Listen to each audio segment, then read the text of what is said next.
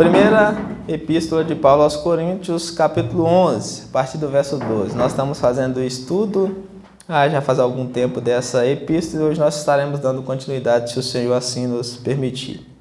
Primeiro aos Coríntios, capítulo 11, Paulo trata do véu. Nós vamos estudar hoje acerca do véu, que era um tema que estava causando prejuízo ao culto na época de Paulo. Não é algo comum na nossa época, é algo próprio da cultura daquela época, mas era algo que estava influenciando o culto da época. Paulo trata desse assunto aqui no capítulo 11, para falar a verdade, do capítulo 11 ao capítulo 14, por aí, Paulo ele vai tratar de problemas que estavam acontecendo no culto. Ele trata do uso do véu aí na primeira metade do capítulo 11, na segunda metade ele trata do problema de como a ceia estava sendo tomada, e capítulo 13 em diante, 14, ele trata dos dons espirituais, que também estava acontecendo da igreja de Corinto, está atrapalhando o culto por causa dos dons espirituais, e Paulo trata desse assunto importante. Hoje nós nos deteremos apenas no ensinamento que Paulo dá acerca do véu.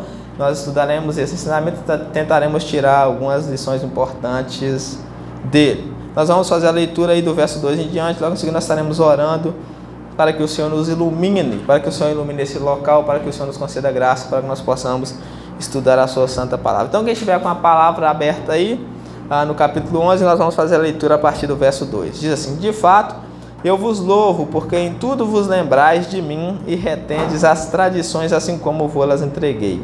Quero, entretanto, que saibais ser Cristo o cabeça de todo homem, o homem o cabeça da mulher, e Deus o cabeça de Cristo. Todo homem que ora ou profetiza tendo a cabeça coberta, desonra a sua própria cabeça. Toda mulher, porém, que ora ou profetiza com a cabeça sem o véu, desonra a sua própria cabeça, porque é como se a tivesse rapada.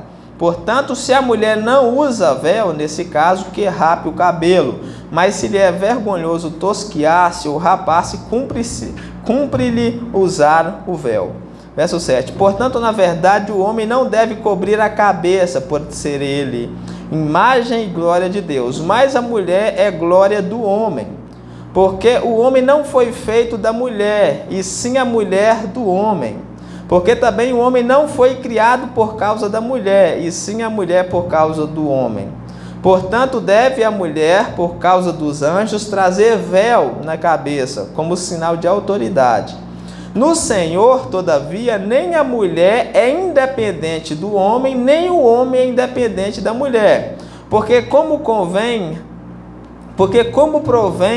a mulher do homem, assim também o homem é nascido da mulher, e tudo vem de Deus. Julgais entre vós mesmos. É próprio que a mulher ore a Deus sem trazer o véu? Ou não vos ensina a própria natureza ser desonroso para o homem usar cabelo comprido? E que, tratando-se da mulher, é para ela uma glória, pois o cabelo lhe foi dado em lugar de mantilha. Contudo, se alguém quer ser contencioso, saiba que nós não temos tal costume, nem as igrejas de Deus. Até aí, vamos orar para que o Senhor nos ilumine. Pode ficar sentado, deixa apenas aberto aí. Nós vamos orar para que o Senhor nos conceda graça e iluminação, para que nós possamos compreender a sua palavra. Senhor Pai Santo, mais uma vez nós viemos diante de Ti, em nome do nosso Senhor Jesus Cristo, suplicar a sua graça, suplicar a sua presença nesse local, nessa noite. Por favor, ó Deus, nos conceda a graça de podermos ouvir e compreender a sua palavra. Nos ilumina, Senhor, nesse momento, para que nós possamos ter sabedoria, para que nós possamos ter compreensão, para que nós possamos ter entendimento da sua palavra. Nos ajude a entender, Senhor, a tirar todos os aproveitamentos que o Senhor nos dá nessa palavra. Nos ajude, Senhor, a aplicar, aprender lições importantes que sejam aplicáveis às nossas vidas, Senhor, de maneira que nós venhamos aplicar essas lições às nossas vidas e que nós possamos ter uma vida saudável diante de Ti. Por favor, ó Deus, nos ajude a compreender a sua palavra, nos ajude a entender a sua palavra, nos ilumine, ó Deus, que o Espírito Santo nos conceda a graça de entender, de aplicar essas palavras nos nossos corações, para que nós possamos viver uma vida reta e santa diante de Ti, uma vida que Te agrada. Quanto a mim como pregador, eu te suplico, ó Deus, no nome do nosso Senhor Jesus Cristo, que o Senhor me encha do seu Espírito, para que com intrepidez eu possa anunciar a sua palavra de forma fácil, Senhor, simples, para que o seu povo possa compreender, assim como o Senhor fazia com os apóstolos, com os discípulos. Eu venho nessa esperança, confiando no testemunho que as Escrituras dão, de que o homem não é nada, Senhor, e mesmo assim o Senhor usa para que eles possam anunciar a sua palavra. E é nessa esperança que eu venho a Ti, Senhor, confiando que o Senhor fará mais uma vez da mesma maneira que o Senhor fez com os apóstolos. O Senhor me encherá para que eu possa anunciar com intrepidez, com toda a intrepidez a sua palavra, para que o seu povo possa entender, para que o seu povo possa compreender que só Tu és Deus e que só o Senhor Jesus é o nosso Salvador e que não há outro além dele. E é no nome dele, do nosso Senhor Jesus, que eu te peço mais uma vez. Amém. Nós estamos dando continuidade à nossa série de estudos na Epístola aos Coríntios, né? Como eu já disse, nós já observamos, e nós estamos aprendendo aí com esse estudo várias lições importantes de como lidar com problemas na igreja. Paulo ele escreve essa epístola para lidar com vários problemas da igreja, para responder algumas questões que a igreja estava tendo dúvida, como por exemplo o casamento, né? E o servir a Deus, nós vemos no capítulo 7. Então, Paulo ele continua tratando de problemas que era oriundo da igreja. Aqui no capítulo 11, como eu já disse, Paulo ele vai tratar do problema do véu, que era um problema próprio da cultura da época, não de hoje. Nós sabemos que hoje não há esse costume. Na nossa cultura, né, entre os brasileiros, você não vê ninguém saindo usando o véu. A não ser, né, nós sabemos que há uma denominação religiosa que se intitula cristã, que ela faz uso do véu. Por que essa denominação ela faz uso do véu? Porque ela leu esse texto e interpretou como se fosse para os dias de hoje. Então ela obriga todos os membros ali, as mulheres, a usar o véu, porque ela entende que a Bíblia está ordenando que as mulheres usem véu. Mas será que é isso mesmo que a Bíblia está ordenando que as mulheres usem véu? Ou será que Paulo está tratando de um problema que era comum na época, que não é comum nos nossos dias? Mas não é porque não é comum nos nossos dias que nós não podemos aplicar esse problema a nós hoje. É justamente sobre isso que nós veremos hoje, esse problema do véu, que era um problema da cultura da época, focado naquela época, mas que nós podemos usar hoje e tirar várias aplicações, ensinamentos e aprendizagem desse exemplo. Nós estávamos estudando nos capítulos 8, 9 e 10 acerca da liberdade cristã e a responsabilidade. E essa liberdade no que se refere às coisas sacrificadas a ídolo. Nós vemos que Paulo vai dizer lá que nós temos liberdade para comer, para fazer muitas coisas, só que essa nossa liberdade ela é limitada pela nossa responsabilidade, de maneira que nós podemos fazer muitas coisas, mas há também muitas coisas que não convém. E por amor ao irmão, nós devemos abrir mão da nossa liberdade para que não venha ser tropeço para alguém. Então nós vimos isso, vimos alguns estudos sobre esse assunto, algumas pregações sobre esse assunto e alguns pontos. E a conclusão de Paulo, ele diz que nós devemos fazer tudo para a glória de Deus. E quem faz tudo para a glória de Deus não faz nada que leva o irmão a tropeçar. Essa é uma das melhores conclusões que nós temos, né? Quer comais, quer bebais, quer façais qualquer outra coisa, fazei tudo para a glória de Deus. Se a nossa vida gira em torno disso, de fazer tudo para a glória de Deus, comer com escândalo, né? Que é o comer daquilo que não é permitido, ou é comer daquilo que é permitido, mas pode fazer o irmão tropeçar, isso não vai ser para a glória de Deus. E nós vimos também que há muitas coisas que nós não conseguimos fazer para a glória de Deus, né? Nós vemos que há centenas de coisas que nós não conseguimos fazer para a glória de Deus. Então nós devemos fazer muitas coisas para a glória de Deus, ou seja, a nossa vida deve ser para a glória de Deus, e há muitas coisas que nós não conseguimos fazer para a glória de Deus. Nesse capítulo nós vamos continuar vendo os ensinamentos de Paulo, mas de uma outra perspectiva. Aqui Paulo ele vai tratar dos problemas relacionados ao culto público, que é a reunião que nós estamos tendo agora. Paulo ele trata de 3 problemas em especial aqui no capítulo 11, 12, 13 e 14. Paulo ele trata aqui no capítulo 11 da posição da mulher, né? Ou seja, acerca do véu, como que a mulher deveria estar na igreja. Ele trata também da ceia do Senhor e o problema com eles estavam dando e tomando a ceia. E ele trata também dos dons espirituais. No capítulo 11 nós já vimos que Paulo vai tratar de 2 desses problemas, que é a posição da mulher e o modo da ceia do Senhor ser realizada. Hoje nós veremos esse primeiro assunto, que é o comportamento da mulher no culto público. Nós vamos ver o comportamento da mulher no culto público.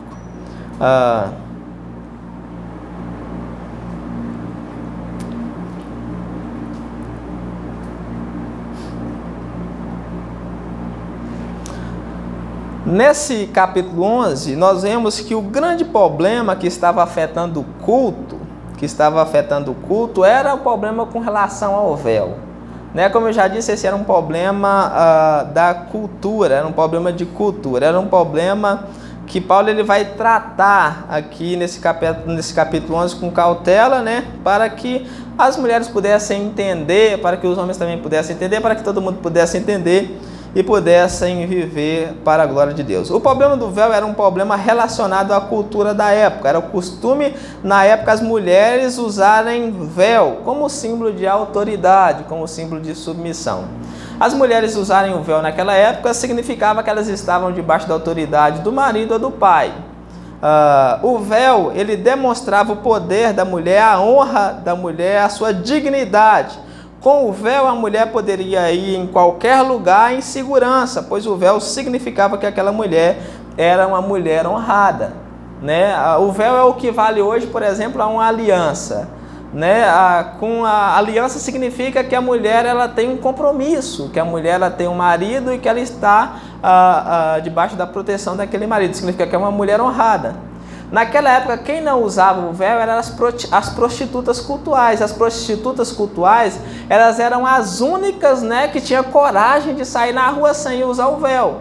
Quando a mulher, que era uma mulher honrada, ela saía na rua usando o véu, aquilo significava que aquela era uma mulher digna. Era uma mulher que estava debaixo da autoridade do marido ou debaixo da autoridade de seus pais. É uma mulher que passava despercebido pelas pessoas e as pessoas passavam despercebido por ela porque ela cobria o rosto com o véu. Então o véu ele era algo extraordinário naquela época, naquela cultura o véu era algo extraordinário. As mulheres que eram mulheres honradas, elas não saíam de casa sem o véu. As mulheres que eram mulheres dignas, elas não saíam de casa sem o véu. Como eu já disse, quem saía de casa sem o véu eram as prostitutas. As prostitutas cultuais, as prostitutas, elas não se importavam com isso, elas saíam de casa sem usar o véu. E todo mundo já sabia, Naquela época, se uma mulher honrada saísse de casa sem usar o véu, ela era vista como sendo uma prostituta. Por isso que o véu era tão importante naquela época. Por isso que Paulo ele vai tratar desse assunto. O véu, ele significava que a mulher estava debaixo de autoridade, que a mulher era uma mulher honrada, era uma mulher digna, era uma mulher que se dava o valor. Qual que é o problema então com o véu?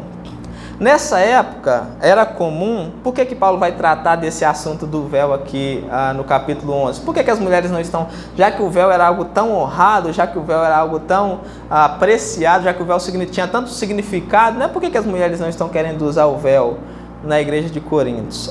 Nessa época que Paulo escreve, era comum só os homens participarem de reuniões, de cultos, Havia cultos aos deuses pagãos, havia aquelas reuniões lá, e era só os homens que tinham o privilégio de participar desses cultos, de religiões, de mistérios, daqueles deuses pagãos. Enquanto que as mulheres elas não tinham vez, as mulheres não podiam participar desse culto, as mulheres ficavam em casa. Elas não poderiam participar, ou seja, elas não tinham liberdade nenhuma. Elas ficavam em casa e era só os homens que iam para os cultos, que iam festejar, que iam fazer isso, que iam fazer aquilo. Porém, com a chegada do cristianismo, tanto as mulheres quanto os homens tinham o mesmo tratamento. Ambos poderiam participar livremente dos cultos públicos. Ou seja, quando o cristianismo chegou, o cristianismo ele dá liberdade às mulheres. E as mulheres elas reconheceram a liberdade que elas tinham em Cristo, e é no usar dessa liberdade que começou o problema com o véu.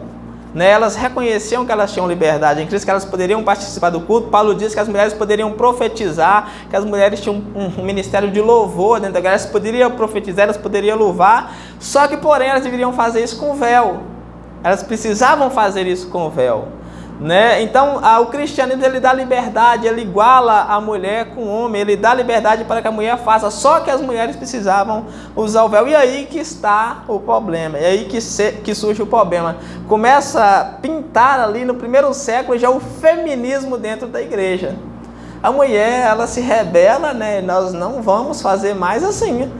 Nós temos liberdade, nós vamos fazer sem o véu como os homens fazem, porque os homens, eles profetizavam e oravam sem o véu.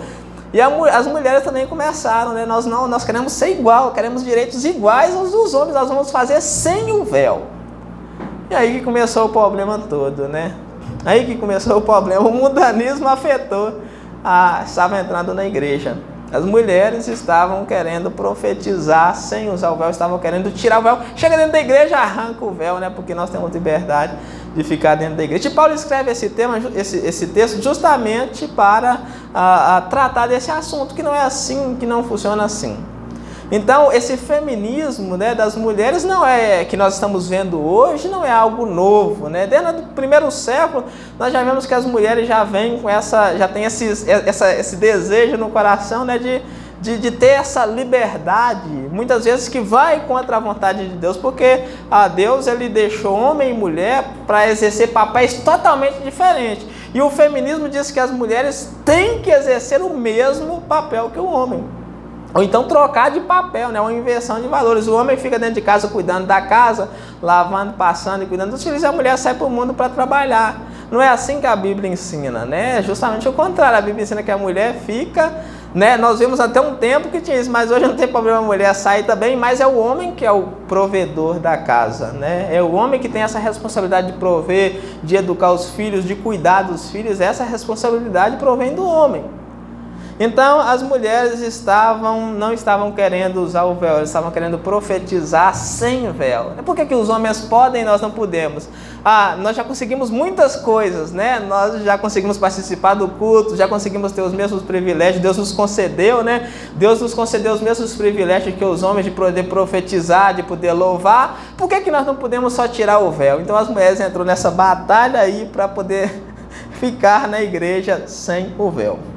As mulheres, elas não queriam usar o véu dentro da igreja. E para resolver esse problema, Paulo escreve aí do verso 2 ao verso 16, Paulo, ele destaca aí quatro questões para solucionar esse problema das mulheres não querer usar o véu.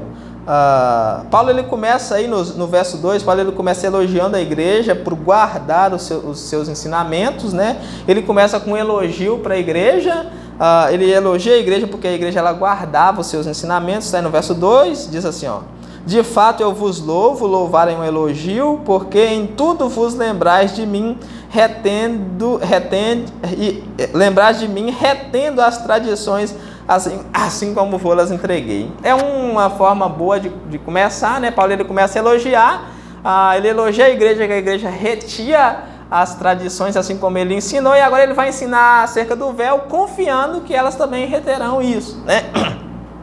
As tradições aí são o ensino oral de Paulo, o ensino oral, o ensino pela boca, a pregação de Paulo. Os coríntios, eles ainda não tinham a Bíblia como nós temos hoje, então eles obedeciam às palavras de Paulo, né? As palavras que Paulo ensinava, acerca de Cristo.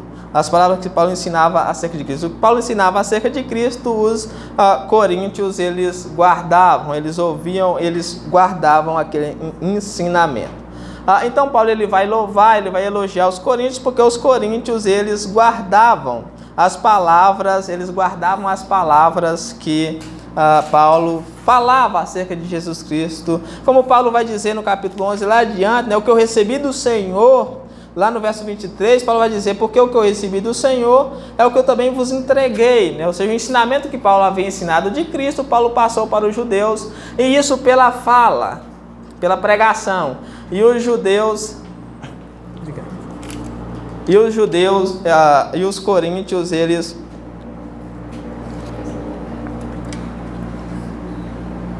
E os coríntios, eles retiam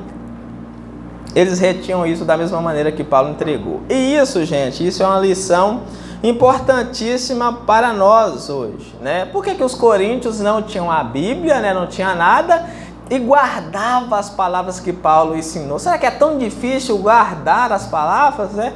Tem muitas pessoas que querem pegar elas e guardar lá dentro do guarda-roupa, onde é que ninguém conta, né? Porque tem pessoas que não gostam de ler a Bíblia. Então quer pegar a palavra de Deus e esconder para não ler. Tem pessoas que ouvem, entram no ouvido e saem em outro ouvido, não guarda aquilo que ouvem. Mas os coríntios, eles são um exemplo aqui para nós, porque eles guardavam, né, as palavras que Paulo falava, as palavras que Paulo ensinava, né? E nós precisamos guardar as palavras do Senhor. Nós precisamos guardar as palavras de Deus assim como nós ouvimos. Tudo que está nessa Bíblia, é a palavra de Deus. Nós precisamos guardar. E como que é que eu guardo? Né? Alguma pessoa pode estar, como que eu guardo as palavras de Deus? Será que eu vou pegar ela e colocar lá dentro do guarda-roupa? É que eu estou guardando as palavras de Deus? Será que é assim que nós guardamos? Será que eu guardo as palavras de Deus só vir no culto, ouvir e decorar?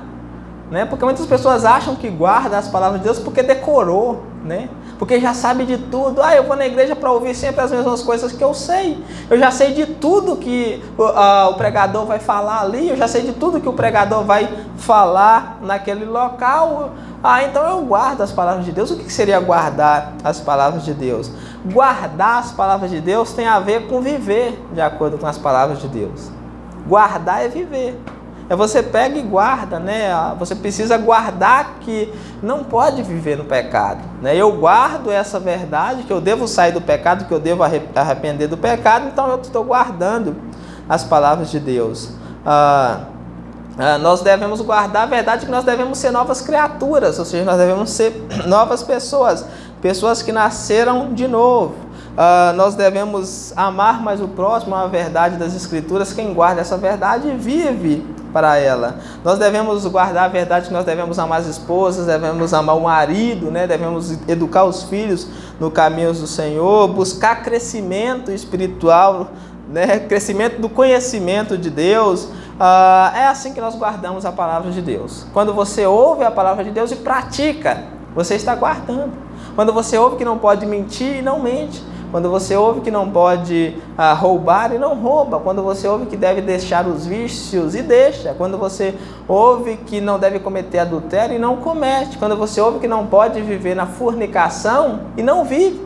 Quando você ouve que não pode ter relações sexuais fora do casamento e não faz, você está guardando a palavra de Deus. E assim nós devemos guardar. Os coríntios, eles tinham essa característica importantíssima, que eles retiam as tradições, eles guardavam as palavras de Deus, e isso era ganho para eles. O que acontece com alguém que ouve as palavras e não pratica? O Senhor Jesus diz o que acontece com essa pessoa. Essa pessoa, ela é comparada como o homem tolo, né? O homem tolo que edifica a casa sobre a areia, e quando vem a chuva, derruba e leva a casa daquela pessoa. Aquela pessoa perde tudo, né? Aquela pessoa perde tudo. Aquela pessoa que ouve a palavra e não vive é uma pessoa insensata. Ela ouve e não pratica. Então ela, quando o juízo de Deus vir, ela será condenada, ela será jogada no fogo do inferno. Então nós precisamos ouvir a palavra de Deus e colocar em prática. Nós devemos viver aquilo que nós ouvimos, não apenas viver. Do verso 3 ao verso 6, nós vemos a primeira questão levantada por Paulo aí para resolver esse problema, que é a questão da submissão da mulher ao marido.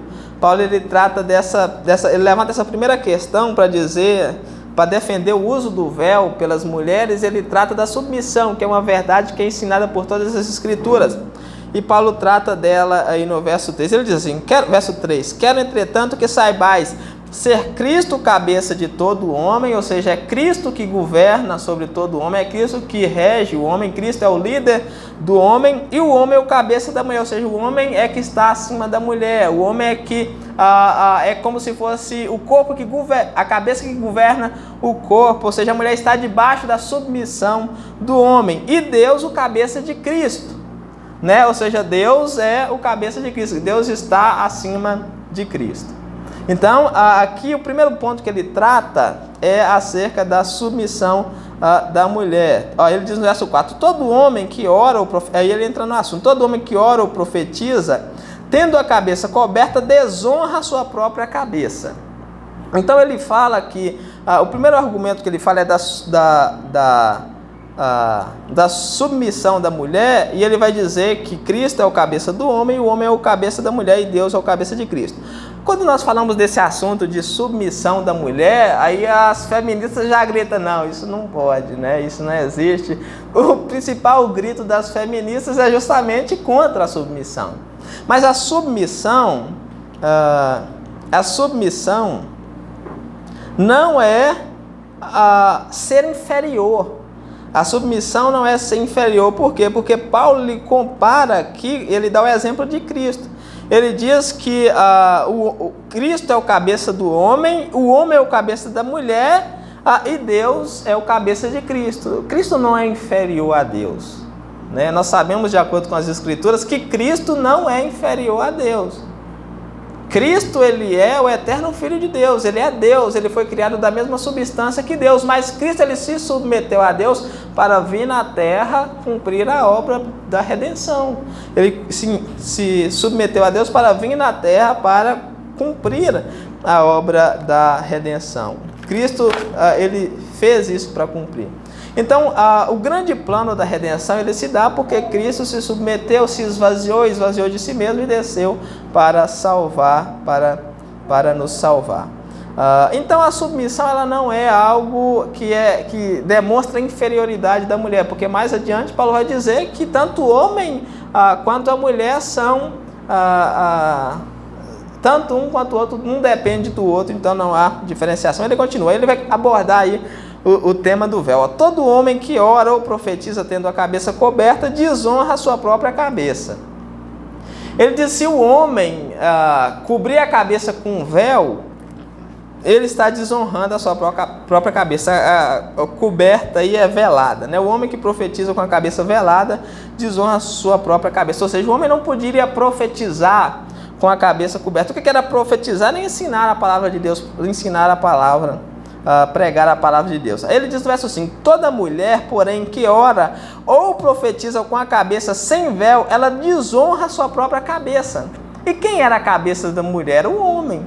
Se a mulher ela profetizava com a cabeça descoberta, ela estava desonrando o seu próprio marido, porque é como se a cabeça dela estivesse rapada. Aí no verso 6, Paulo ele dá uma solução boa para a mulher, né, que queria, para a feminista ali da igreja, que não queria usar o véu, não queria demonstrar que ela estava debaixo da autoridade do homem. Paulo fala, já que você não quer usar o véu, então tem algo que você pode fazer para não usar o véu. Você deve rapar a cabeça. E o problema está resolvido, não quer usar véu, então rape a cabeça, está no verso 6. Portanto, se a mulher não usa véu, nesse caso, que rape o cabelo. Aí você vê, Paulo foi radical demais aqui com a mulher. Que mulher que queria rapar o cabelo? Depois dessa, todo mundo queria usar o véu, né? Porque rapar o cabelo, como ele diz mesmo, mas se lhe é vergonhoso tosquiar-se ou rapar-se, cumpre-se-lhe-á usar véu. Se é vergonhoso para a mulher, né, rapar o cabelo, então ela deve usar véu. Então é assim que Paulo ele trata. Ele diz que a mulher ela deve ser submissa, né? Ela é a cabeça, o homem é o cabeça da mulher. E se ela profetizar sem o véu, ela está desonrando o seu próprio marido. E aqui nós aprendemos algo importante, que é algo que vem sendo ensinado no decorrer da Bíblia, que a mulher ela precisa ser submissa ao marido, né? Ela precisa ser submissa ao marido que crê em Deus. Por que a mulher precisa ser submissa? Porque essa é a vontade de Deus. Sendo submissa, a mulher ela colabora para que o reino de Deus avance. Como que a mulher é submissa ao seu marido? Eu coloquei aqui pelo menos 2 ou 3 formas da mulher ser submissa ao marido, que nos ajuda a compreender melhor esse dever da mulher. A mulher ela deve ser uma auxiliadora ao marido. Primeira coisa que a Bíblia nos diz, lá quando Deus cria o homem, que Deus cria a mulher para ser uma auxiliadora do seu marido. Ou seja, a mulher, ela demonstra a sua submissão sendo uma auxiliadora ao seu marido. Ou seja, a mulher, ela deve auxiliar o seu marido no seu trabalho, né, no seu serviço para com Deus. Deus criou a mulher justamente para isso. Deus criou Adão e deu a Adão um trabalho. Vai, Adão, dê nome a todos os animais, né? Você pode comer de tudo e aproveitar melhor do jardim. Só que Adão, ele deu nome para os animais e viu todos os pares e não tinha um par para Adão. Então Deus vai da costela de Adão, porque por isso que Paulo vai falar que o homem não saiu da mulher, mas a mulher saiu do homem mais adiante, porque Deus vai e tira uma costela do homem, preenche o lugar com carne e faz a mulher, cria a mulher. E cria a mulher. Então, Deus cria a mulher com esse propósito, com o propósito dela ser auxiliadora idônea. E quando nós tratamos de submissão, nós estamos tratando de submissão no que se refere a crentes, né? Porque outro dia, um rapaz, ele viu essa passagem na Bíblia, ele não era crente, e ele tinha uma mulher rebelde, né? Uma mulher muito rebelde, uma mulher de Potifar, né? Todo mundo já sabe o que é uma mulher de Potifar, e ele queria que essa mulher fosse submissa a ele, só que ele não queria ter nenhum relacionamento com Deus, não queria se arrepender dos seus pecados, ou seja, ele só queria o melhor que a Bíblia ensinava para ter controle sobre a sua mulher. Aí ele me disse: vamos embora lá para você pregar para ela isso que você está pregando aqui, que você está ensinando aí na Bíblia. Eu falei com ele: não é assim que funciona, não é assim que funciona. Uma mulher ímpia, ou você ímpio também, se você não se arrepender, se você não crescer, se você não for um homem de Deus, e se a mulher também não for uma mulher de Deus, ela nunca vai levar em conta os princípios de Deus. Da mesma forma que você não leva, né, que você não quer sair do mundo, não quer se arrepender, você não leva em conta os princípios de Deus e quer que uma mulher leve. Então esse princípio aqui, de que o marido precisa amar a mulher como a própria vida, como Cristo amou a mulher a ponto de morrer por ela, e que a mulher deve ser submissa ao marido, são princípios que só podem ser colocados em vigor por crentes. Um crente verdadeiro não vê problema nenhum nisso. A mulher que é cristã verdadeira, ela não vê problema nenhum em se submeter ao marido. E um marido que é crente verdadeiro, ele ama a mulher como a sua própria vida, né? É um amor sacrificial.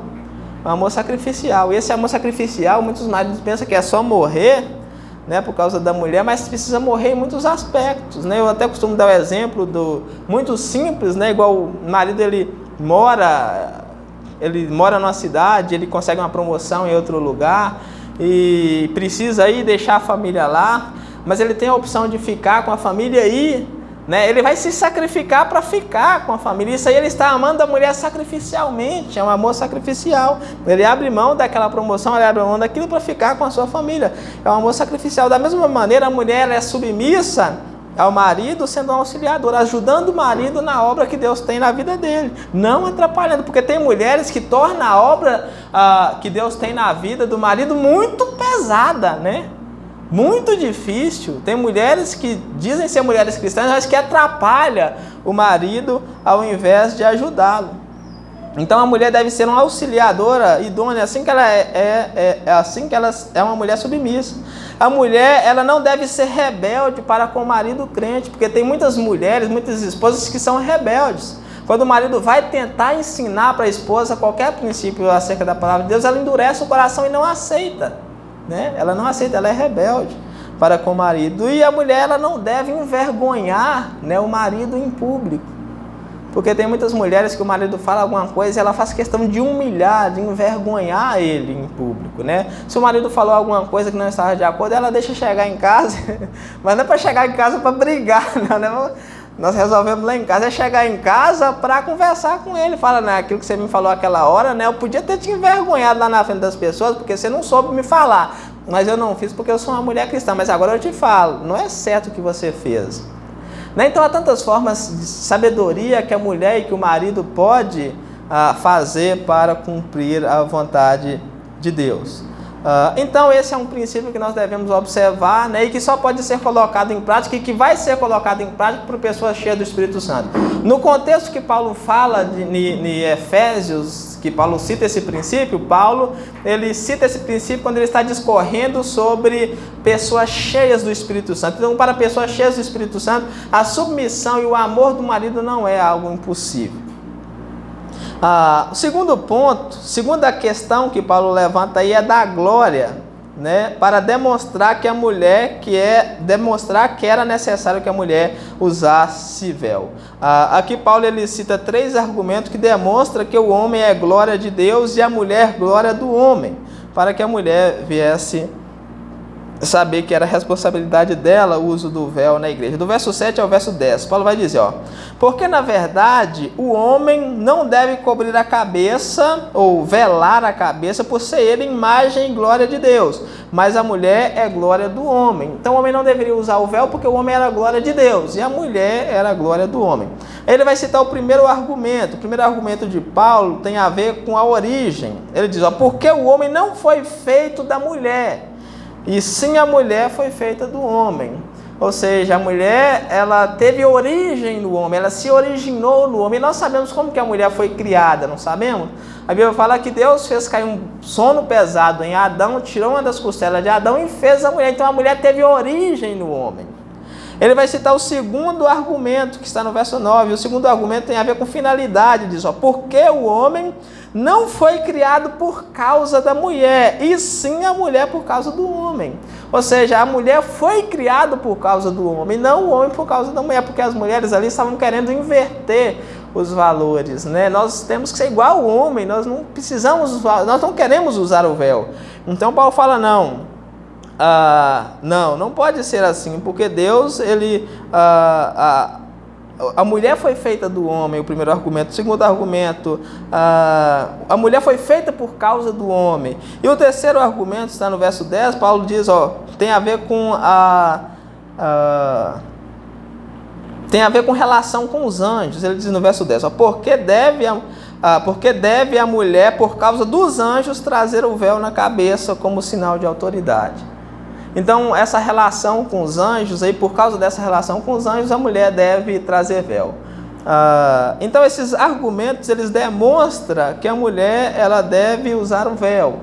E tem um problema, o que os anjos têm a ver com o uso do véu da mulher? Né? Todo mundo deve estar se perguntando por causa disso, porque quem é atento, né, não deixa uma deixa dessa passar assim de lês, né? Eu mesmo quando eu falei, mas o que os anjos têm a ver? Logo em seguida veio. As mulheres, elas deveriam usar o véu como símbolo de respeito aos anjos. Por quê?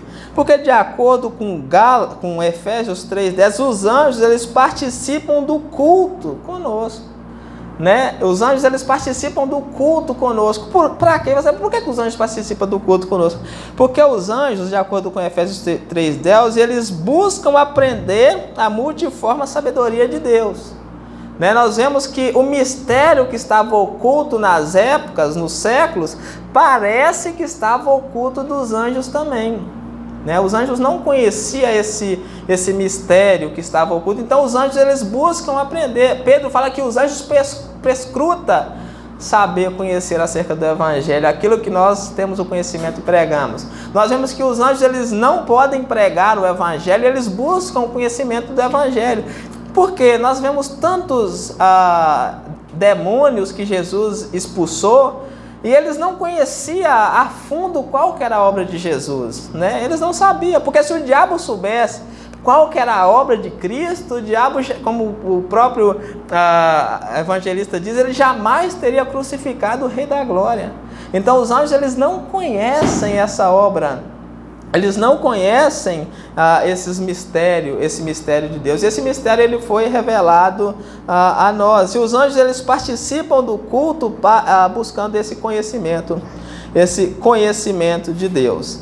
Então, para que as mulheres fossem submissas, para que as mulheres demonstrassem respeito, elas usam os véus por causa dos anjos. Porque nós sabemos que os anjos, quando eles cultuam a Deus, eles são extremamente reverentes.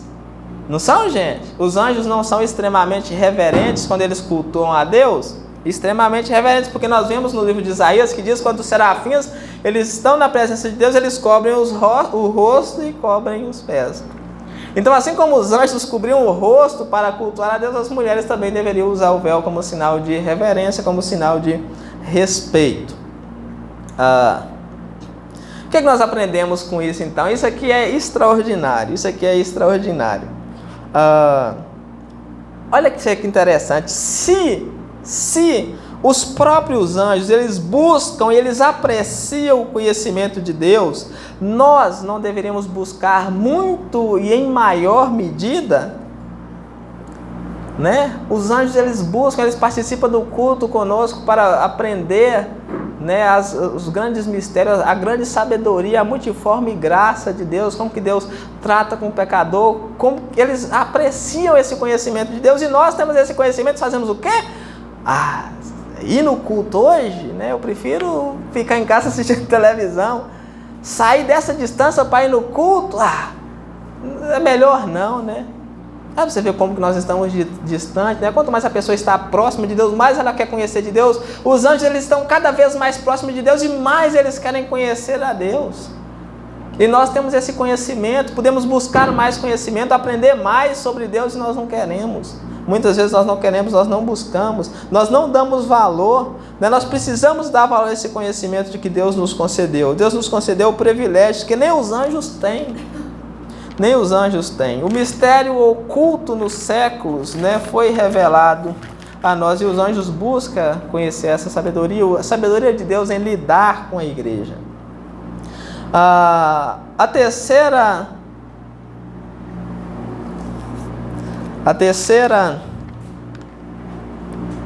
questão que Paulo levanta, que Paulo trata, é acerca da interdependência do homem e da mulher. Paulo vai dizer que nem o homem é dependente da mulher, nem a mulher é dependente do homem, demonstrando assim que não há inferioridade. Não há inferioridade da mulher, da parte da mulher em usar o véu. Né? A mulher não é inferior por ser submissa ao marido, Ele diz aí nos versos 11 e 12, diz assim, no Senhor, todavia, nem a mulher é independente do homem, nem o homem é independente da mulher. Ou seja, a mulher não é independente do homem, e nem o homem é independente da mulher. A mulher não pode viver independente do homem, e o homem também não pode viver independente da mulher. Por como provém a mulher do homem, ou seja, como a mulher foi criada do homem, assim também o homem é nascido da mulher, e tudo vem de Deus. E aqui nós recebemos aquela proposta de criação, né? As pessoas não sabem de onde viemos. É claro que nós sabemos, Deus criou, porque se Deus não tivesse criado o homem, a mulher não poderia ter a humanidade. Então o homem não é independente da mulher, e nem a mulher é independente do homem. Assim como a mulher provém do homem, a mulher foi criada do homem, o homem nasce da mulher. Então não há inferioridade da mulher, não é uma inferioridade para a mulher no fato dela ser submissa.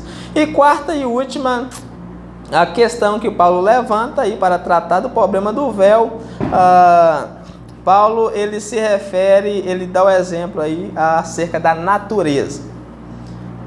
Versos 3 e verso 16. Paulo, ele diz que a própria natureza, né, ela demonstra que o uso do véu é algo que deve ser observado. A diferença entre o homem e a mulher é algo que deve ser observado. Ele diz aí no verso 3, julgais entre vós mesmos, é próprio que a mulher ore a Deus sem trazer o véu? Paulo pede para que a igreja julgue, né? É próprio que a mulher ore sem trazer o véu? Não, por que não? Porque o véu era símbolo de submissão, né? Não era lícito que a mulher tirasse o véu para orar. Ele continua, ou não vos ensina a própria natureza a ser desonroso para o homem usar cabelo comprido?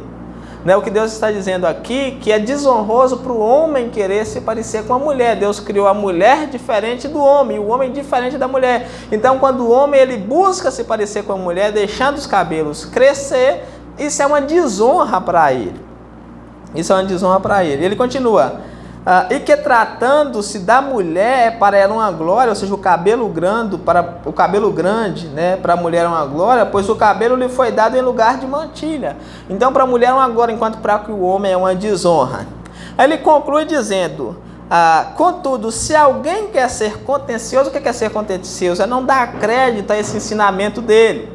É olhar para isso que ele acabou de ensinar e dizer, eu não me importo com o que Paulo fala, eu vou continuar sem usar o véu.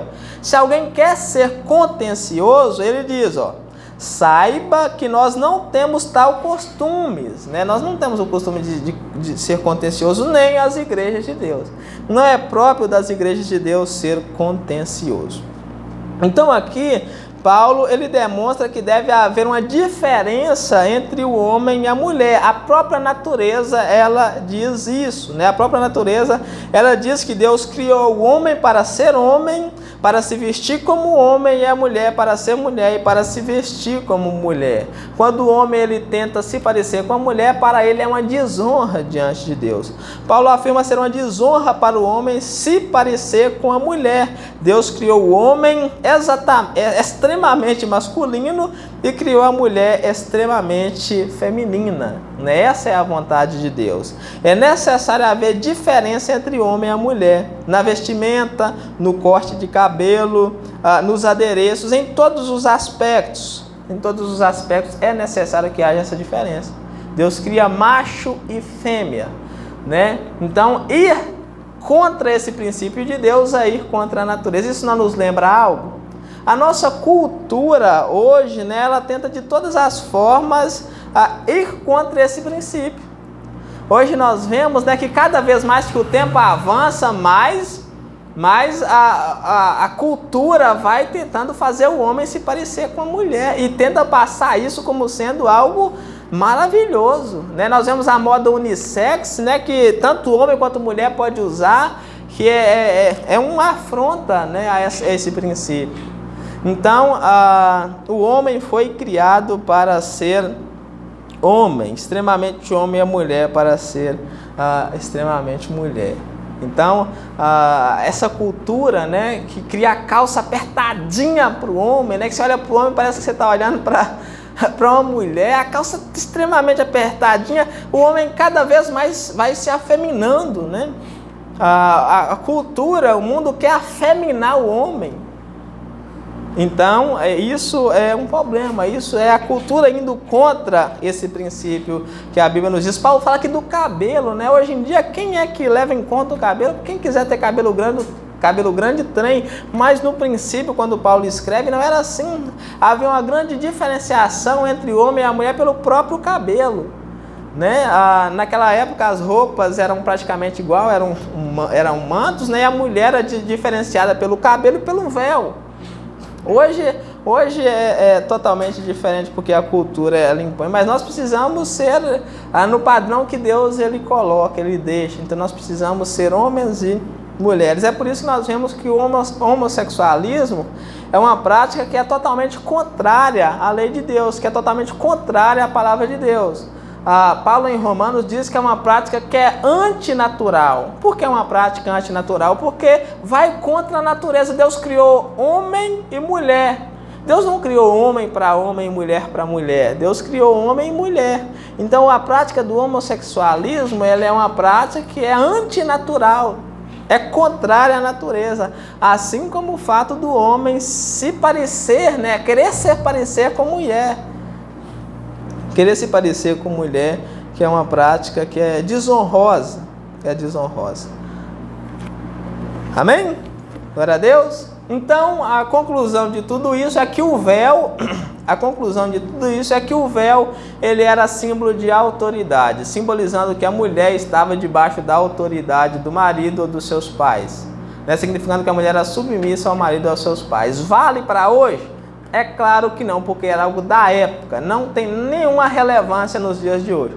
Aí por que a igreja tal, ela faz com que as mulheres usem véu? É falta de estudo, falta de conhecimento, falta de discernimento bíblico, né? Assim como nós vemos que há uma centena de outras heresias, né, de outros ensinamentos que são contrários à vontade de Deus, que são disseminados, que são postos e que colocam grandes fardos sobre as costas das pessoas, que não tem nenhuma relevância nos dias de hoje. O véu ele tinha essa significância e naquela época Paulo diz que era conveniente que a mulher usava, né? Mas nos dias de hoje, na nossa cultura que não tem nada a ver com isso, então não é conveniente. Mas nós vemos que há muitas coisas da cultura que influenciam no culto.